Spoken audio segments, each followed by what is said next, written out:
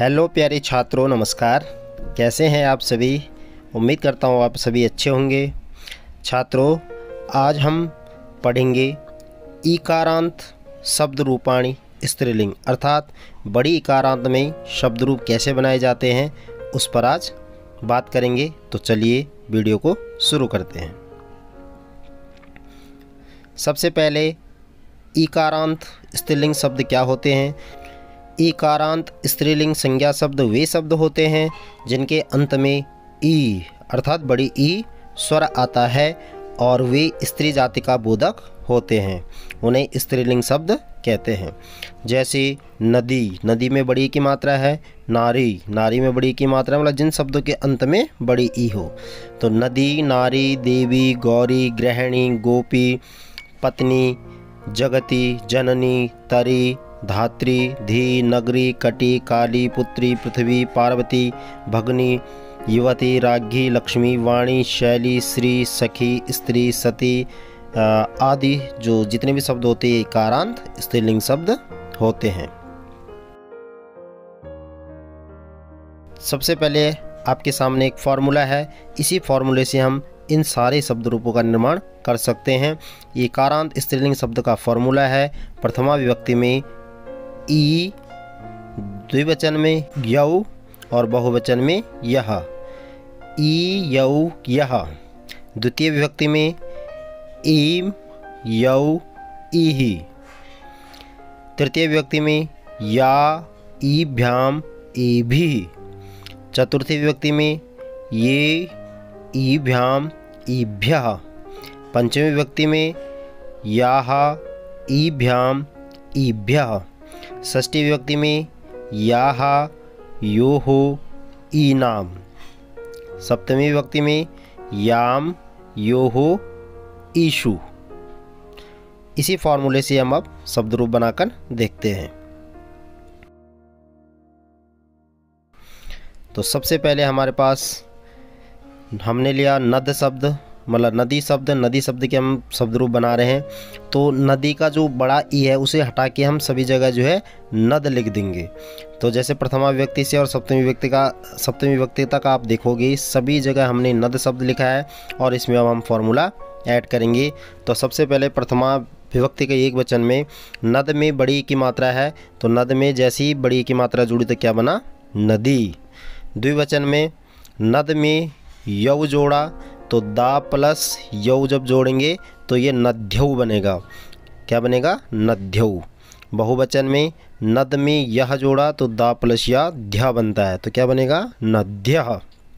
नदी, नद्यौ, नद्यः। द्वितीय विभक्ति में एक वचन में बनेगा नद में ईम जोड़ेंगे, बड़ी की मात्रा दा में जुड़ेगी तो क्या बन जाएगा? नदीम। द्विवचन में नद में यौ जोड़ेंगे तो क्या बनेगा?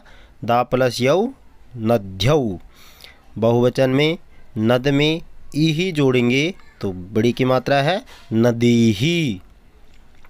नदीम, नद्यो, नदीहि।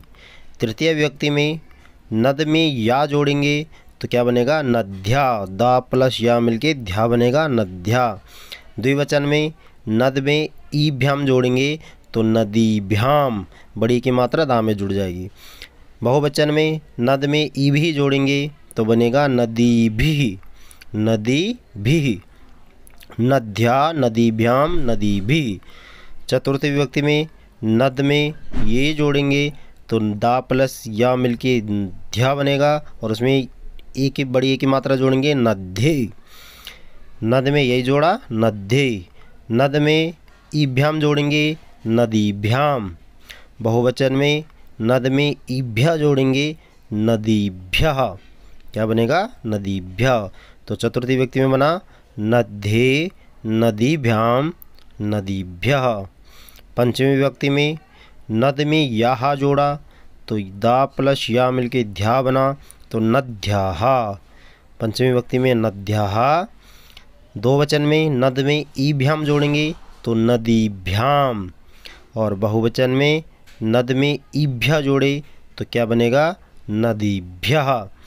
इस प्रकार बना नद्याः, नदीभ्याम, नदीभ्यः। षष्ठी विभक्ति में नद में याहा जोड़ा तो क्या बनेगा नद्याः। द्विवचन में नद में यो हो जोड़ेंगे तो दा प्लस या मिल के ध्या बनेगा नद्योः, नद्योः। और बहुवचन में नद में ईनाम जोड़ा नदीनाम, क्या बना नद प्लस ईनाम नदीनाम। तो षष्ठी विभक्ति में बना नद्याः नद्योः नदीनाम। सप्तमी विभक्ति के एक वचन में नद में याम जोड़ा तो हमारा शब्द बनेगा नद्याम, दा प्लस या ध्या नद्याम।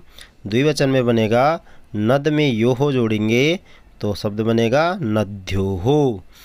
और बहुवचन में बनेगा नद में ईशु जोड़ेंगे तो क्या बनेगा नदीषु, नद में ईशु जोड़ा नदीषु। नद्याम नद्योः नदीषु।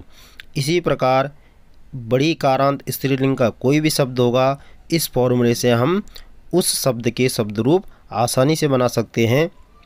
जितने भी शब्द रूप अभी हमने, जितने भी स्त्रीलिंग शब्द हमने पहले देखे, इसी फॉर्मूले से हम सारे शब्द रूप तैयार कर सकते हैं। ये सबसे आसान ट्रिक है। तो छात्रों, अभी हमने इकारांत स्त्रीलिंग शब्द, इन शब्दों पर हमने जो है, इसमें से हमने एक शब्द पर आपको नदी शब्द पर बना के दिखाए थे, जो कि सबसे पहला शब्द है।